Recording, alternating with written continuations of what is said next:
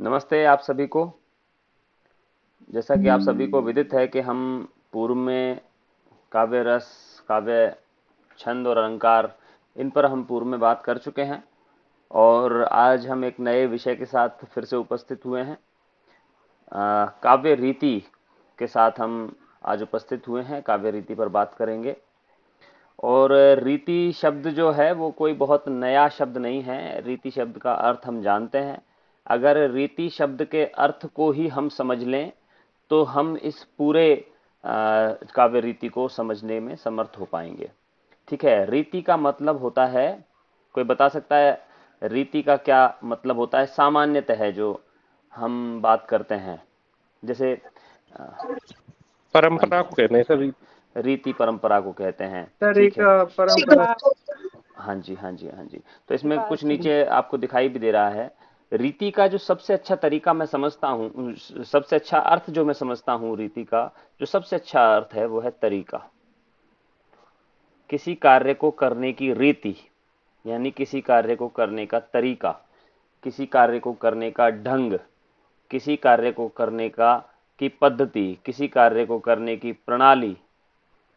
ठीक है जी, किसी कार्य को करने की शैली। रीति का मतलब बिल्कुल यही है। अब यहां ये काव्य के साथ जुड़ गया है, इसीलिए अब इसका मतलब हो जाता है काव्य करने का तरीका या काव्य रचना करने का तरीका, काव्य रचना करने की प्रणाली, काव्य रचना करने की पद्धति, काव्य रचना करने का कोई विशिष्ट मार्ग, कोई विशिष्ट पंथ, कोई विशिष्ट विधि। विधि का मतलब भी मार्ग होता है। ठीक है। तो रीति का मतलब है तरीका, प्रणाली, पद्धति, पंथ, ढंग, विधि, शैली, मार्ग, ये सारे इसके अर्थ हैं। और जब हम इसको काव्य के साथ प्रयोग करते हैं तो काव्य रचना करने का तरीका, काव्य रचना करने का मार्ग, काव्य रचना करने की प्रणाली, काव्य रचना करने की पद्धति। ठीक है, इसका मतलब यही है और कोई ज्यादा इसका गहरा मतलब है नहीं। इसीलिए काव्य रीति जो, अगर आपने रीति शब्द का अर्थ अच्छे से समझ लिया है तो फिर आप पूरे काव्य रीति को आसानी से समझ जाते हैं। थोड़ी सी बात कर लेते हैं इसकी व्युत्पत्ति पर। इस शब्द की व्युत्पत्ति कैसे होती है? ये रींग धातु में कितिन प्रत्यय लगने से, ये इस तरीके से भी लिखा जा सकता है कितिन। कंप्यूटर ऐसे लिखता नहीं है, कै और तय को इस तरह से लिखता है वो, इसलिए यहां पर इस तरह से लिखा गया है। रीति शब्द की व्युत्पत्ति रींग धातु में कितिन प्रत्यय लगने से हुई है, जिसका अर्थ होता है मार्ग, रास्ता। ठीक है जी। तो जब हम कोई कार्य करते हैं तो उस कार्य को करने का हमारे पास एक तरीका होता है, एक मार्ग होता है, एक पद्धति होती है, एक प्रणाली होती है, एक ढंग होता है। उसी ढंग को, उसी तरीके को, उसी प्रणाली को, उसी पद्धति को, उसी मार्ग को हम कहते हैं काव्य की रीति। ठीक है जी।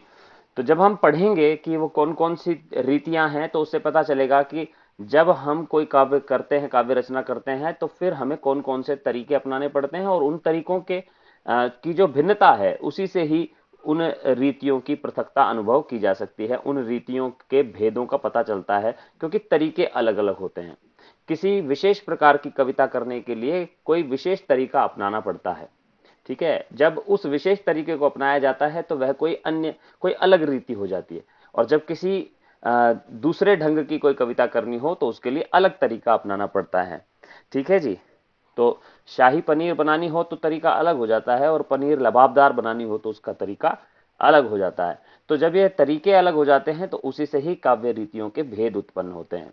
ठीक है जी। रीति का मतलब है तरीका, कविता की रचना करने का जो भी तरीका है, जो भी मार्ग है, जो भी पंथ है, उसको कहा जाता है काव्य रीति।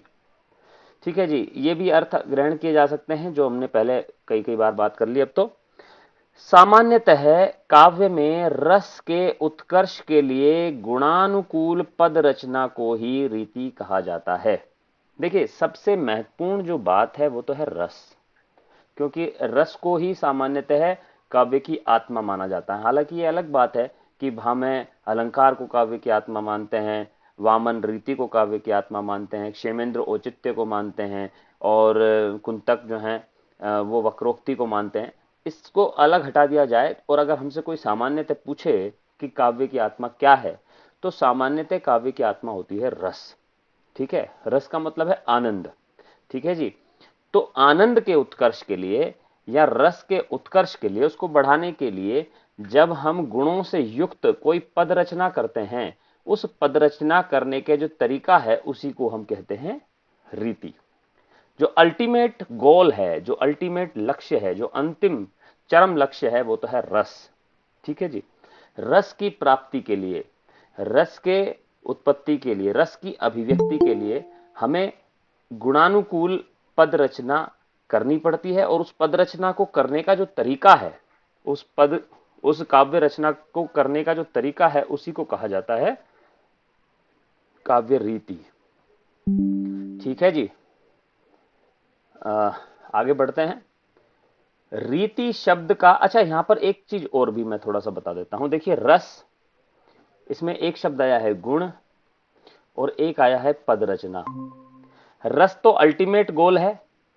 यहां पर दो चीजें महत्वपूर्ण हैं। एक तो गुणानुकूल, किसी भी जो कविता है उसमें गुणों की उपस्थिति होनी चाहिए, और गुणों की उपस्थिति रखते हुए जब कोई शब्द रचना, यहां पद रचना से मतलब आपको एक बहुत गहरा अर्थ न समझे। पद रचना का मतलब है शब्द रचना, शाब्दिक रचना, वाक्य रचना। ठीक है जी। अब आप एक बात समझें कि एक प्रश्न और बन जाता है यहां पर कि ये पद क्या है। इसको अगर समझ लेंगे तो थोड़ा सा और आसानी हो जाएगी। ये पद क्या है? कोई बता सकता है पद किसे कहते हैं? कोई बता सकता है पद किसे कहते हैं? नहीं पता है। सर शब्द जब वाक्य में प्रयुक्त होते हैं तो पद कहलाता है। बहुत बढ़िया, बहुत बढ़िया, सही उत्तर है आपका कि जब कोई शब्द किसी वाक्य में प्रयोग हो जाता है तो उसे पद कहा जाता है। ठीक है। तो शब्द रचना न कह करके उसे पद रचना कह दिया जाता है। और कविता किसी एक शब्द में तो हो नहीं सकती है। कविता के लिए कोई ना कोई हमें वाक्य बनाना पड़ता है, और जब हम कोई वाक्य निर्मित करते हैं किसी कविता को करने के लिए, तो उसमें जो शब्द होते हैं वो सारे पद कहलाते हैं, और वह पूरी की पूरी जो कविता है, वह पूरी की पूरी जो वाक्य रचना है, उसे कहा जाता है पद रचना। तो वो जो पद रचना है उसमें गुणों की उपस्थिति होनी चाहिए।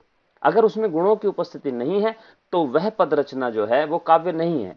तो गुणानुकूल कोई जो पद रचना है, उस पद रचना की निर्मिति करने का जो तरीका है, जो ढंग है, जो शैली है, जो पंथ है, जो प्रणाली है, जो प्रक्रिया है, उसकी पद्धति है, उसको ही कहा जाता है रीति। और जब ऐसी कोई कविता बन जाती है जिसमें गुणों की उपस्थिति हो, और जब कोई पद रचना ऐसी हो, तो वह किसी न किसी तरीके से की जाएगी, और जब वो कविता बन जाएगी तो उसका उद्देश्य क्या होगा? उसका उद्देश्य होगा रस की उत्पत्ति करना, रस के उत्कर्ष को बढ़ावा देना। ठीक है। आगे बढ़ते हैं। रीति शब्द का सर्वप्रथम जो प्रयोग है वो 8वीं 9वीं शताब्दी में आचार्य वामन ने अपने ग्रंथ काव्यालंकार सूत्रवृत्ति, इसका नाम कई कई जगह काव्यालंकार सूत्र मिलता है, कई जगह काव्यालंकार सूत्राणी मिलता है, काव्यालंकार सूत्रवृत्ति मिलता है। तो इसमें आप कंफ्यूज नहीं हो। लेकिन अगर केवल काव्यालंकार लिखा हुआ है तो फिर समझ जाइए कि वो वामन का ग्रंथ नहीं है। काव्यालंकार किसका ग्रंथ है? भावे का है। भामह का ग्रंथ है, बिल्कुल। लेकिन इनके ग्रंथ का नाम है काव्यालंकार सूत्र या काव्यालंकार सूत्रवृत्ति। वामन ने अपने ग्रंथ काव्यालंकार सूत्रवृत्ति में 8वीं 9वीं शताब्दी में रीति शब्द का सबसे पहले प्रयोग किया। ठीक है। और यहीं से हमें पता चलता है रीति संप्रदाय के उद्गम का। जब इन्होंने काव्यालंकार सूत्रवृत्ति में रीति का विवेचन किया और रीति के आधार पर इन्होंने एक नया पंथ, एक नया संप्रदाय चलाया, और उसका नाम रखा रीति संप्रदाय।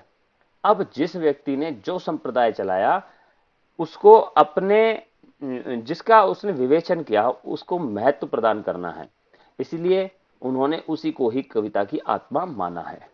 ठीक है जी। जैसे विश्वनाथ रस को काव्य की आत्मा मानते हैं क्योंकि वो रसवादी आचार्य हैं, और इसी तरह वामन जो है वो रीतिवादी आचार्य हैं, इसीलिए वो काव्य की आत्मा रीति को मानते हैं।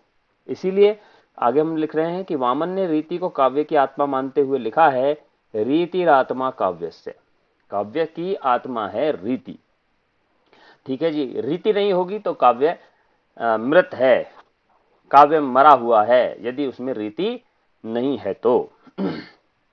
अब मुझे इसीलिए थोड़ी बात समझ में नहीं आती है, यदि रीति है ही नहीं तो फिर वह काव्य ही नहीं है, और जब काव्य ही नहीं है तो उसके मरने का सवाल उठता ही नहीं है। ठीक है जी। यहां रीति का जो प्रयोग किया गया है वो रीति पहले पहले अपनाया गया तरीका है। कविता को करने से पहले जो आपने रीति अपनाई है उसी से कोई कविता काव्य बनती है, ऐसा इनका मानना है। इसीलिए ये रीति को काव्य की आत्मा मानते हैं।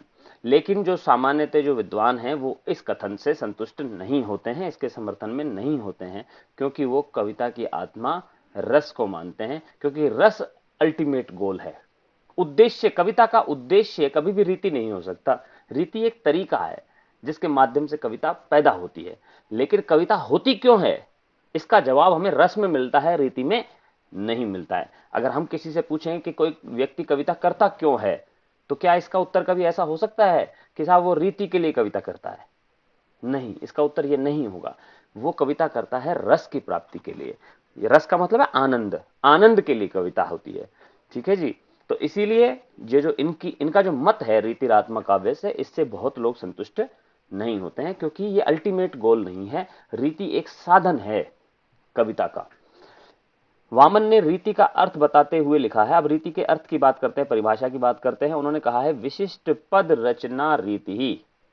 विशिष्ट पद रचना, अभी पीछे भी हमने पद रचना की बात की थी। पद रचना से समझ में आ गया था आपको कि जब शब्द मिलकर के किसी वाक्य का निर्माण करते हैं, और कविता के लिए तो वाक्य निर्माण करना ही पड़ेगा, एक शब्द में तो कविता हो नहीं सकती है। तो जब पद रचना कोई निर्मित की जाती है तो वह विशिष्टता से युक्त होनी चाहिए।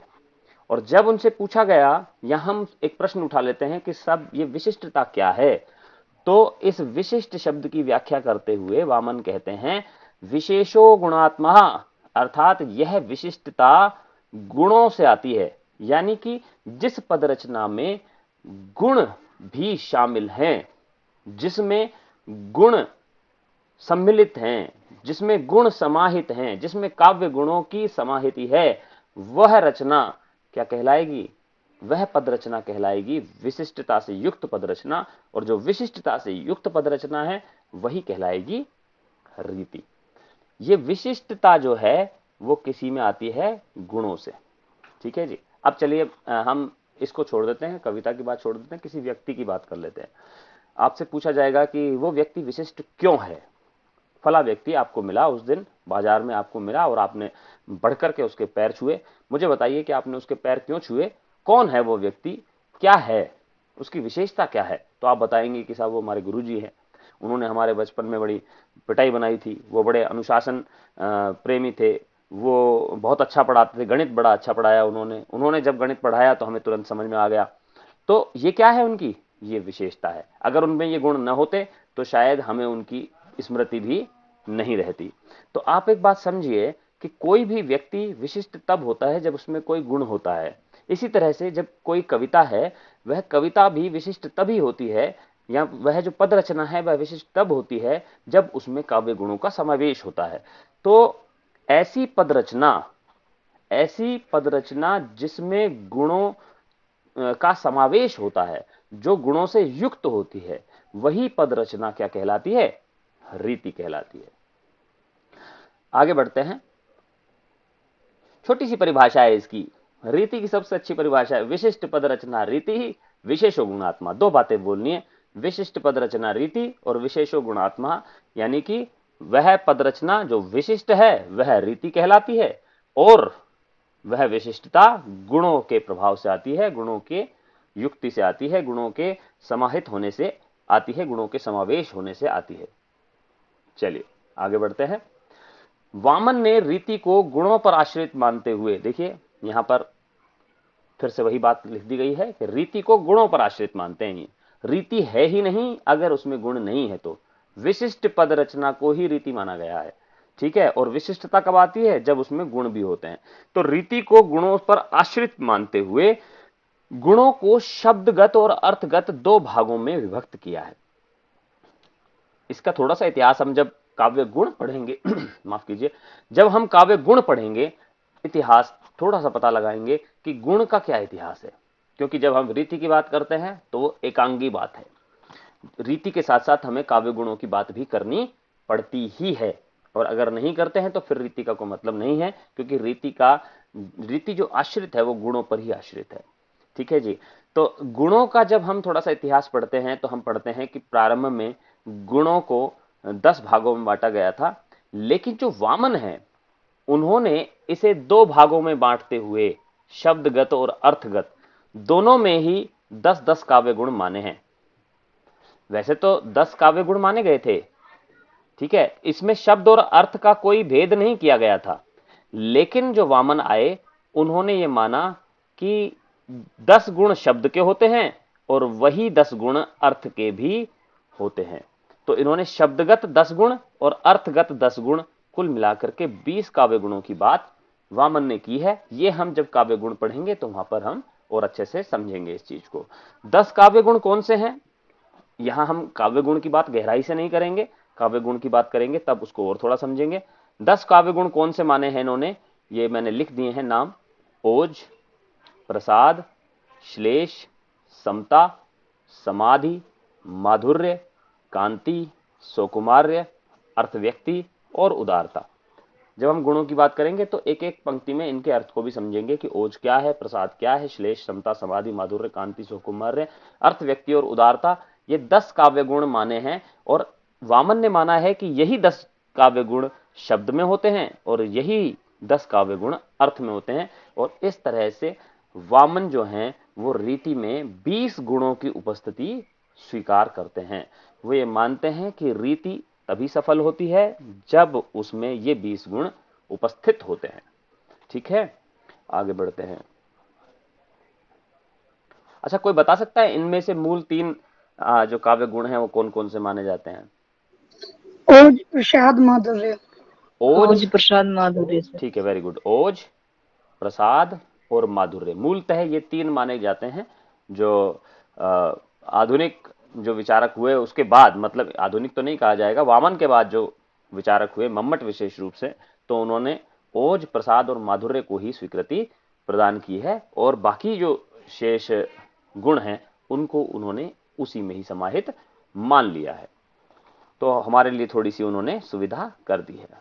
जो जिनको परीक्षाएं देनी होती हैं उनको पता नहीं था, लेकिन संभवतः उनको थोड़ा सा इशारा लग गया होगा कि भविष्य में ऐसा होगा कि जहां परीक्षाएं ली जाएंगी विद्यार्थियों से शिक्षक बनने के लिए और वहां उनको थोड़ी सी तकलीफ आ सकती है, तो उन्होंने उसको 10 से 3 कर दिया।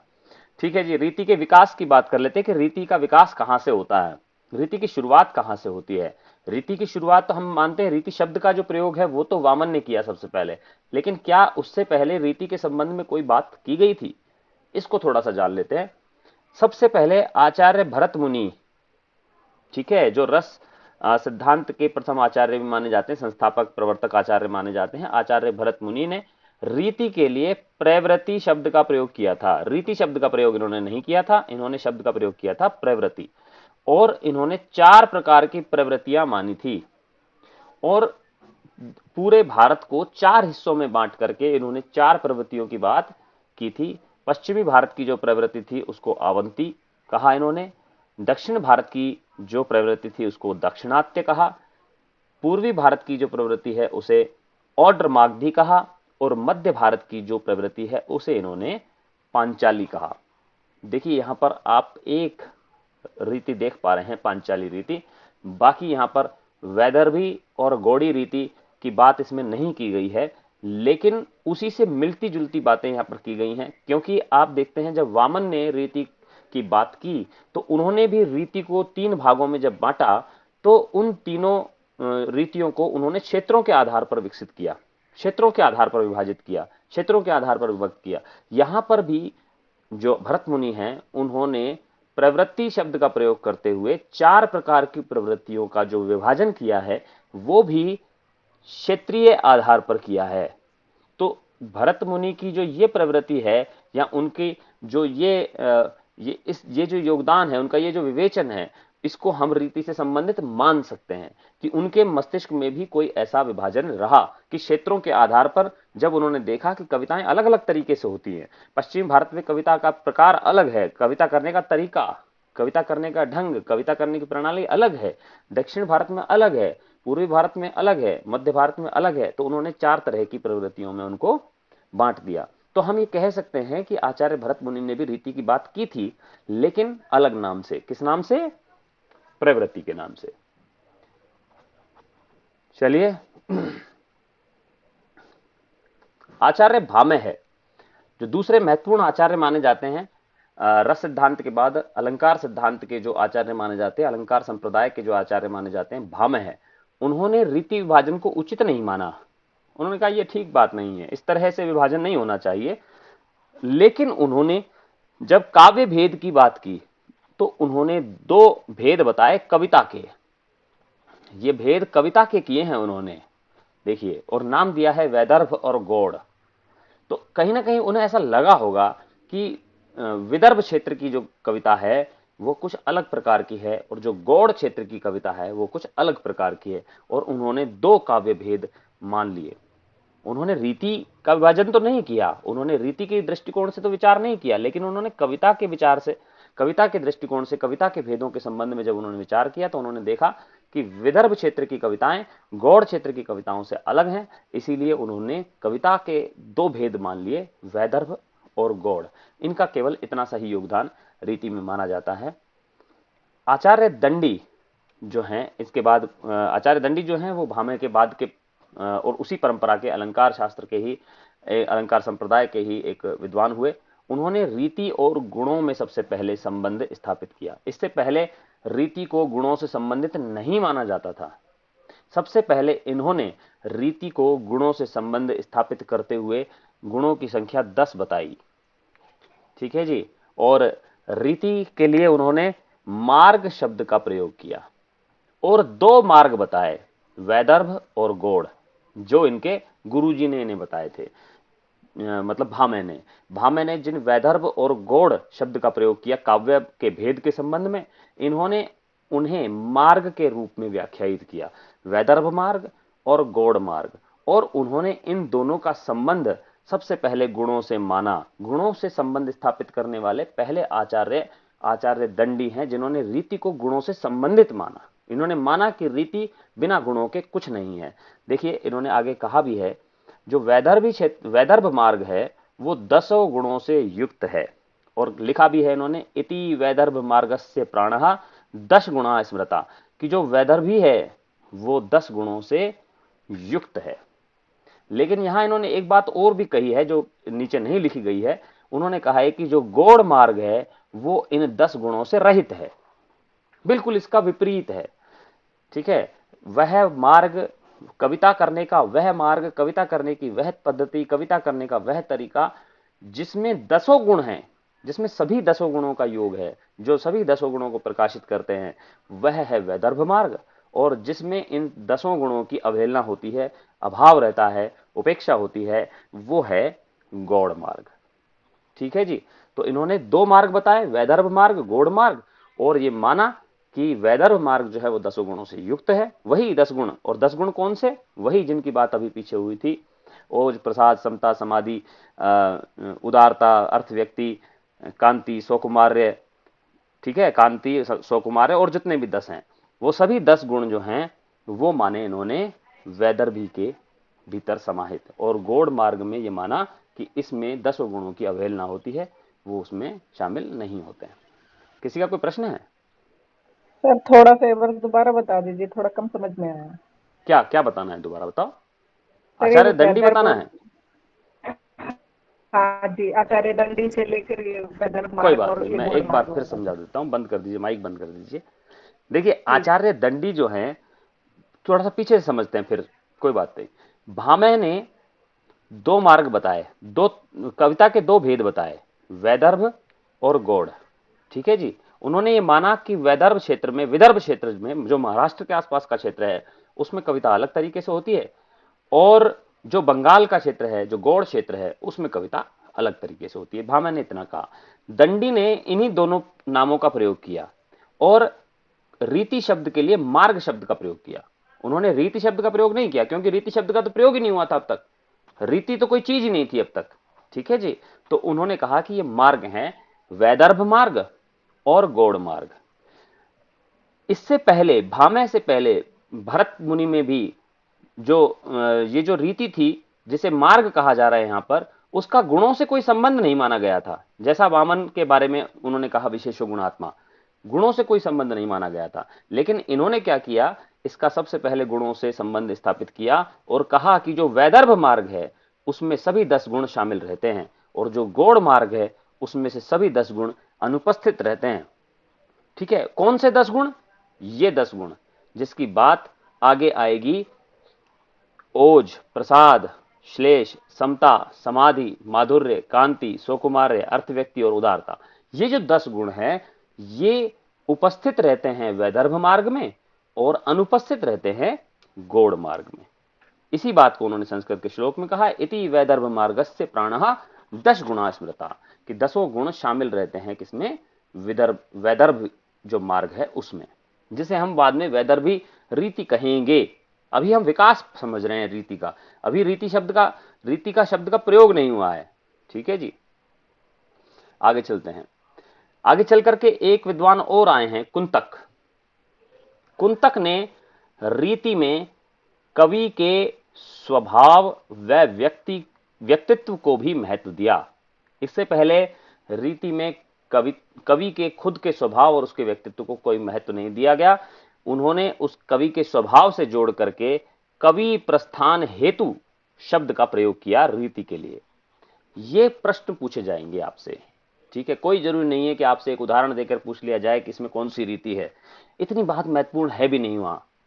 ठीक है, अलंकार में तो आपको 10, 15, 20 अलंकार पढ़ने हैं, वहां से आपसे पूछ लिया जाएगा कि ये पंक्ति किस अलंकार की है। लेकिन रीति में से ऐसा प्रश्न जब पूछा जाता है तो बहुत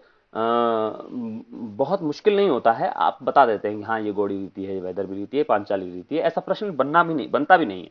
रीति में से जो प्रश्न बनता है वो यही बनता है कि किसने रीति को मार्ग कहा, किसने रीति को कवि प्रस्थान हेतु कहा।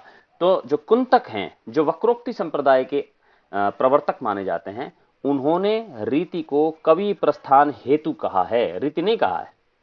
ठीक है जी। और वैदर्भी के लिए एक नाम अलग सा दिया, गौड़ी के लिए एक अलग नाम, पांचाली के लिए अलग नाम दिया। क्या नाम दिया? वैदर्भी को इन्होंने कहा सुकुमार मार्ग, गौड़ी को इन्होंने कहा विचित्र मार्ग, पांचाली को इन्होंने कहा मध्यम मार्ग। ठीक है जी। अब एक चीज आप समझिए कि जब कोई सरकार बदलती है, जैसे राजस्थान में एक सरकार थी पहले बीजेपी की, तो एक कार्ड बनाया गया था राजस्थान में जिनमें महिलाओं को मुखिया बनाया गया। तो कोई बता सकता है वो कार्ड कौन सा था? भामाशाह। भामाशाह। और उसके बाद जब कांग्रेस सरकार आई तो उसी भामाशाह कार्ड का नाम क्या रख दिया गया? जन आधार कार्ड। कार्ड तो वही है, उसके उपयोग भी वही हैं। ठीक है, लेकिन उसका नाम बदल दिया है। क्यों बदल दिया है? क्योंकि अगर नाम नहीं बदला जाएगा तो ऐसा प्रतीत होगा कि ये उसी सरकार की कोई देन है। हमारी क्या नई देन काम आएगी? हमारी क्या नई देन दिखाई देगी समाज में? हमारा क्या योगदान दिखाई देगा? तो वो उसका नाम बदल देते हैं। ठीक है जी। प्रयागराज कर दिया गया, कौन से शहर का नाम? इलाहाबाद। हाँ, प्रयागराज कर दिया गया। तो नाम बदलने का भी एक प्रचलन है। तो कुंतक ने वैदर्भी को एक नाम दिया सुकुमार मार्ग, गौड़ी को एक नाम दिया विचित्र मार्ग, पांचाली को एक नाम दिया मध्यम मार्ग, मतलब दोनों के बीच की, और है भी वैदर्भी और गौड़ी के बीच की। वैदर्भी, गौड़ी, पांचाल्यांतर है ना। तो वैदर्भी और गौड़ी जो है वो दोनों के बीच की रीति मान ली गई इनके द्वारा, और इन्होंने पांचाली को मध्यम मार्ग कह दिया गया। तो ये प्रश्न पूछे जाने वाले प्रश्न हैं जो मैं आपको बता रहा हूं कि रीति को कवि प्रस्थान हेतु कहा है, रीति में कवि के स्वभाव और व्यक्तित्व को सबसे पहले महत्व दिया, वैदर्भी को सुकुमार मार्ग, गौड़ी को विचित्र मार्ग और पांचाली को मध्यम मार्ग के रूप में व्याख्यायित किया। और यहां पर एक श्लोक दे दिया गया, कभी श्लोक पूछ लिया जाए कि श्लोक किसका है, तो श्लोक में केवल हमें इस शब्द को ध्यान देना है, कवि प्रस्थान हेतु है। संप्रति तत्र ये मार्गः कवि प्रस्थान हेतु है। कवि के प्रस्थान हेतु हैं ये। रीति को इन्होंने कवि प्रस्थान हेतु कहा है कुंतक ने। आगे बढ़ते हैं। आनंदवर्धन ने रीति को संघटना कहा है। संघटना, संघटना का मतलब क्या होता है? संघटना का मतलब है संरचना, और कोई मतलब नहीं है इसका। पद रचना, पद रचना मतलब किसी भी चीज का संगठन जब तक नहीं करेंगे। एक वाक्य क्या है? एक वाक्य क्या है? शब्दों का संगठन ही तो वाक्य है। और ये क्या कह रहे हैं? ये रीति को रीति नहीं कहेंगे हम। रीति कहने से तो क्या होगा, फिर रीति कहने से तो वामन का नाम होगा, हम इसको संगठना कहेंगे। ठीक है जी, जैसे हम भामाशाह नहीं कहेंगे, इसको जनाधार कहेंगे।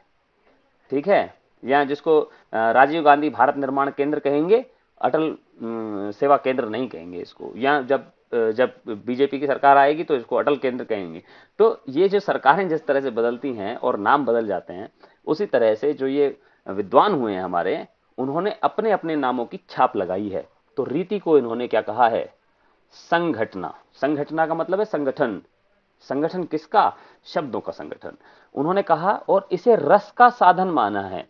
आनंदवर्धन क्योंकि ध्वनिवादी आचार्य हैं और रस ध्वनि को सबसे श्रेष्ठ ध्वनि मानते हैं, रस की अवहेलना नहीं करते हैं आनंदवर्धन। जब हम ध्वनि संप्रदाय को पढ़ेंगे, ध्वनि सिद्धांत को पढ़ेंगे, तो उसमें हम पढ़ेंगे कि आनंदवर्धन जो सबसे श्रेष्ठ ध्वनि मानते हैं वो रस ध्वनि को श्रेष्ठ मानते हैं। तो रस को अल्टीमेट लक्ष्य मानते हैं, जैसे विश्वनाथ मानते हैं, जैसे भरत मुनि मानते हैं।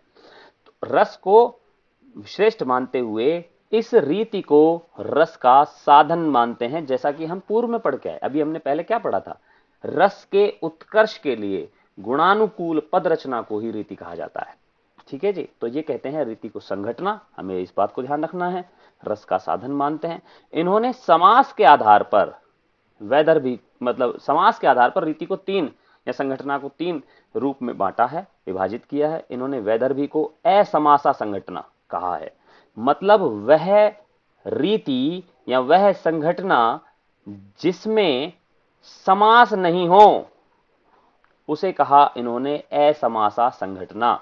यानी कि वैदर्भी को इन्होंने असमासा संगठना कहा, क्योंकि वैदर्भी जो रीति मानी गई है उसमें समास नहीं होने चाहिए। अगर समास है उसमें, समास का मतलब समझते हैं ना, कोई बताएगा समास का मतलब किसे कहते हैं? संक्षेपण, विग्रह।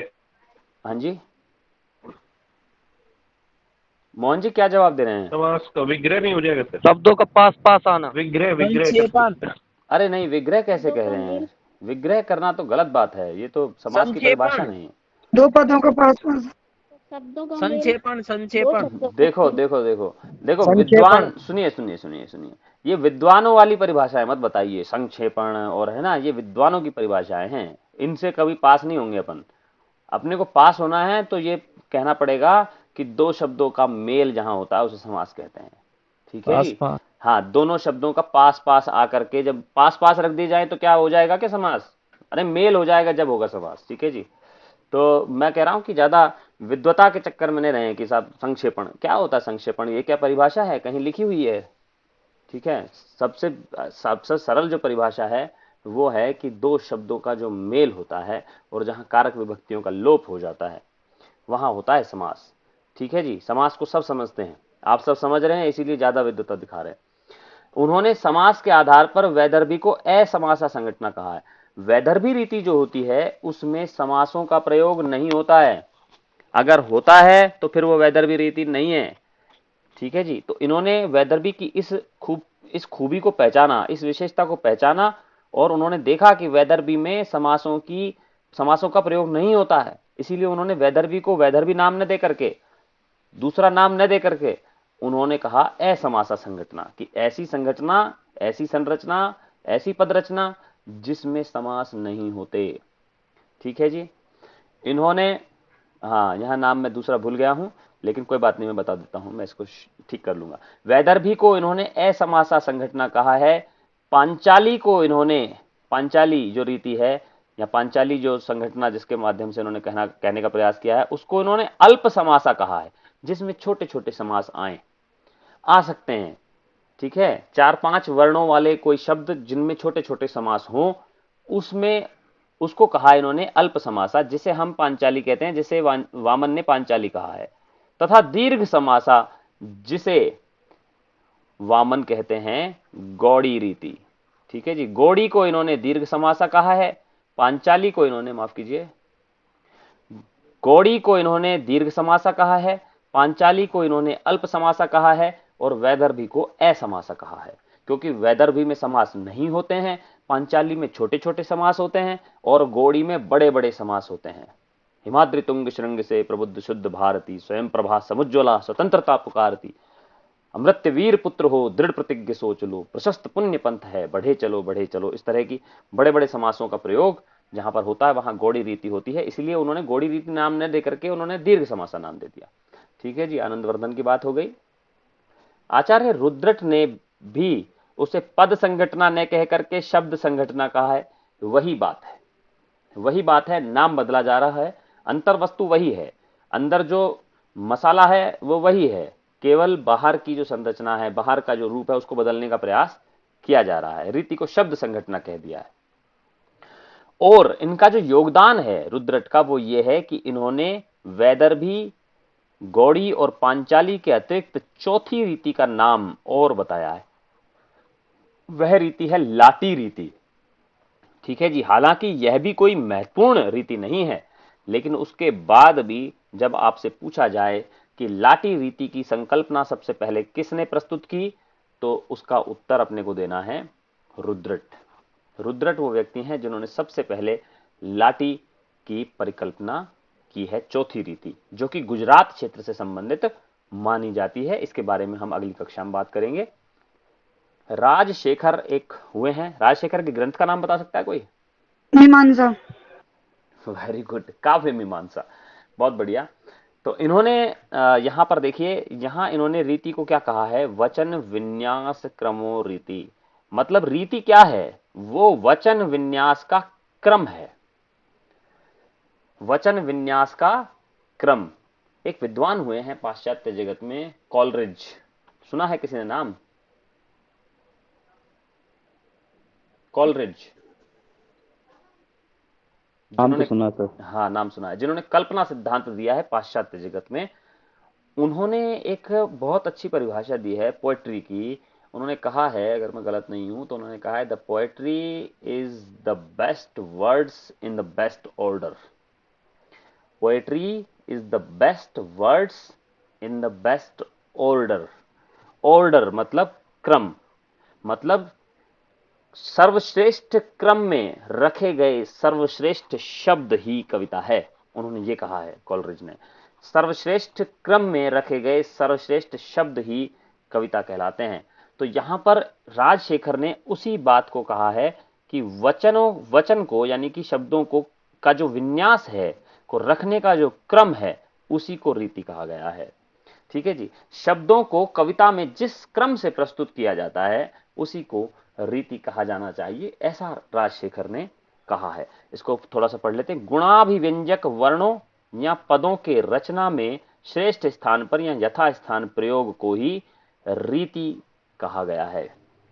ठीक है, यहां जब हम कविता पढ़ रहे थे और मैंने आपको छंद पढ़ाए थे, और छंद में मैंने आपको एक उदाहरण दिया था कि मंगल भवन अमंगलहारी होता है, और अमंगल भवन मंगलहारी अगर हम बोलें तो गड़बड़ हो जाती है, कविता में दोष उत्पन्न हो जाता है, कविता कुछ अच्छी नहीं लगती है, आनंद प्रदान नहीं करती है, रस की अभिव्यक्ति नहीं होती कविता में से।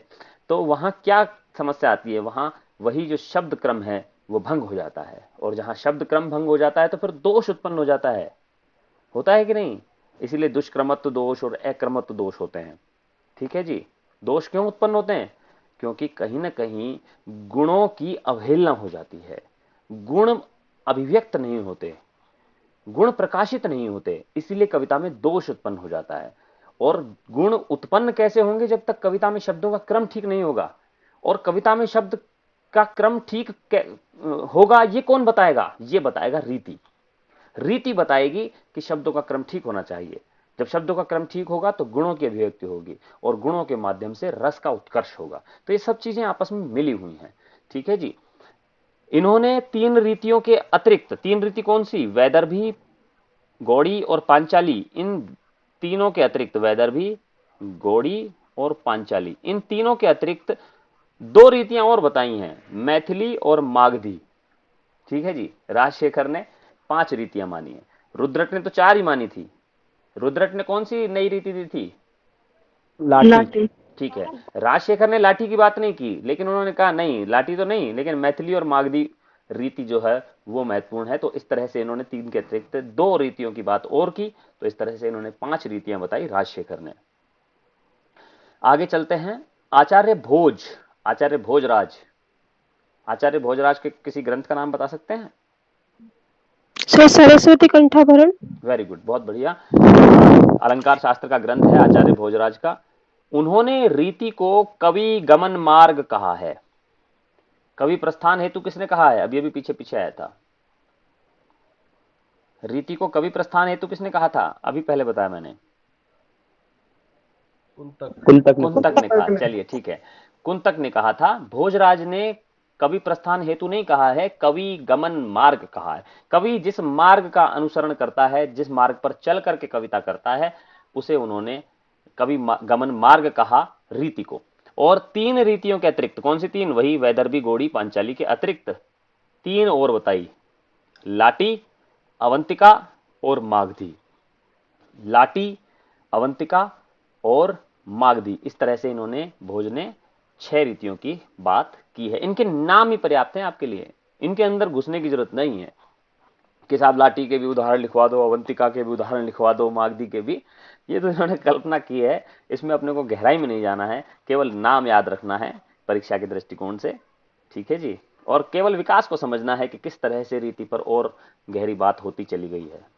आगे चलते हैं, आचार्य मम्मट की बात करते हैं, जिन्होंने कौन सा ग्रंथ लिखा? काव्य प्रकाश सर। वेरी गुड, काव्य प्रकाश इनके ग्रंथ का नाम है। काव्य प्रकाश में इन्होंने रीति को वृत्ति कहा है। इन्होंने क्या कहा है? वृत्ति। रीति को रीति नहीं कह करके वृत्ति कहा है। और 3 ही रीतियां मानी है इन्होंने। ठीक है जी, 3 ही वृत्तियां मानी है, लेकिन नाम, अपने नाम की छाप लगा दी है अलग से कि वैदर्भी को वैदर्भी नहीं कहेंगे, कुछ और कहेंगे। क्या कहेंगे? औपनागरिका वृत्ति। गौड़ी को गौड़ी नहीं कहेंगे, क्या कहेंगे? परुषा वृत्ति। पांचाली को पांचाली नहीं कहेंगे, क्या कहेंगे? कोमला वृत्ति। तो इन्होंने नए नाम दे दिए हैं, और ये नए नाम देकर के हमारे लिए नए प्रश्न तैयार कर दिए हैं जो दिए जा सकते हैं परीक्षाओं में। वैदर्भी को उपनागरिका वृत्ति, गौड़ी को परुषा वृत्ति और पांचाली को कोमला वृत्ति कहा है। बाकी कुछ बदला नहीं है इन्होंने 3 ही रीतियां जो महत्वपूर्ण मानी गई हैं, जो वामन ने जो 3 रीतियां दी हैं, उन्हीं 3 रीतियों को इन्होंने स्वीकार किया, लेकिन नाम अलग अलग कर दिए हैं इन्होंने। आचार्य विश्वनाथ की बात न की जाए, ऐसा ठीक नहीं है। आचार्य विश्वनाथ जो 14वीं शताब्दी के महत्वपूर्ण आचार्य हैं, जिन्होंने काव्य की आत्मा रस को माना है, उन्होंने अपने ग्रंथ साहित्य दर्पण, जो उनका सबसे महत्वपूर्ण ग्रंथ है, उसमें उन्होंने पद संघटना रीति अंग संस्था विशेषवत एक छोटी सी परिभाषा दी है। पद संघटना रीति ही अंग संस्था विशेषवत कहा है। और क्या कहा है कि रचना में जो वर्ण प्रयोग किए जाते हैं, जो पद प्रयोग किए जाते हैं, वो शरीर के अंगों के समान होते हैं। ठीक है, मैं थोड़ा सा समझा देता हूं इसको कि जैसे अभी मैंने बताया आपको, मंगल भवन अमंगल हारी में से अगर अमंगल को बीच में लगा दिया जाए, मंगल को पीछे सबसे आखिर में डाल दिया जाए, तो फिर बात बनती नहीं है, कविता बिगड़ जाती है। उसी तरीके से यदि हमारा एक हाथ हमारे सिर पर लगा दिया जाए और हमारा एक पैर हमारी कमर में लगा दिया जाए, ठीक है, या छाती में से निकलता हुआ दिखा दिया जाए, तो हमारा शरीर क्या है? वो बेडोल हो जाएगा। तो ये जो शब्द होते हैं, ये जो पद होते हैं, ये जो पद होते हैं, वो किसी भी एक रचना में किसी एक शरीर के अंगों की तरह होते हैं, जो अगर सही जगह पर न हो तो उसके रूप को खराब कर देते हैं। ठीक है जी, जैसे शरीर में अंग अगर ठीक जगह पर होंगे तो वह व्यक्ति खूबसूरत लगता है, वह व्यक्ति सुडौल लगता है, वह व्यक्ति आकर्षक लगता है। ठीक है, और जब हम रिश्ते विश्ते के लिए जाते हैं तो पहले से यही देखते हैं, उसको चला के भी देखते हैं कि इसका पैर वह ठीक चल रहा है कि नहीं चल रहा है, इसके हाथ वाथ ठीक है कि नहीं है, या बोल ठीक रही है कि नहीं है, कोई स्त्री है तो और कोई पुरुष है तो। ठीक है जी, तो सही जो सारे अंग हैं वो शरीर पर सही जगह पर हैं कि नहीं है। उसी तरीके से जब कविता में शब्दों का प्रयोग किया जाता है तो शब्द सही जगह पर हैं या नहीं है, इसको डिसाइड कौन करता है, इसका निर्णय कौन करता है? इसका निर्णय होता है रीति से।